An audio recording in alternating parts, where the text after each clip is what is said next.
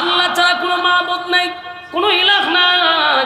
এই মালিকের উপরে আমি ঈমান আনছি। ফেরাউন না, তুই আমারে জুলুম করতে পারস, আমার জীবন নিতে পারস, কিন্তু আমি তোর ঈমান দিব না।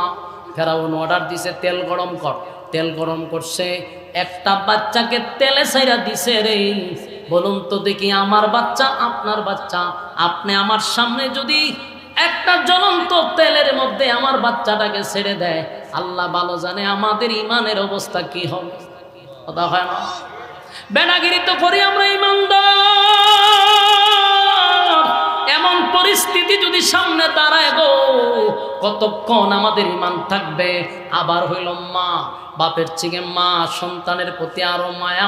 মা দাঁড়ায় আছে, একটা একটা করে 3টা সন্তানকে যখন আগুনে ছেড়ে দিল, মা এই দৃশ্যগুলা দেখতেছিল।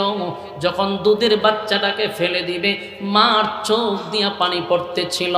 এমত অবস্থায় ওই ফেরাউন ডাক দেয়া বলে, মহিলা, এতক্ষণে বুঝি তোর দিলটা নরম হইছে। আগেই যদি আমারে খোদা মানতি, 3টা সন্তানকে আমি আগুনে পোড়াইতাম না। এখন কেন চোখের পানি ছাড়লি? এই ফেরাউন, আমার বাচ্চা গুলারে তুই আগুনে ফালাইয়া মারলি, এই জন্য আমি কিন্তু কাঁদি না। আমি কাঁদি, আমার দুধের বাচ্চাটার কোনো অপরাধ নাই, নিষ্পাপ বাচ্চাটাকে আল্লাহর রাস্তায় আমি দিচ্ছি। আমি আমার বাচ্চার জন্য চোখ দিয়া অজান্তেই পানি আসছে, মৃত্যুর জন্য আমি কান্দি না।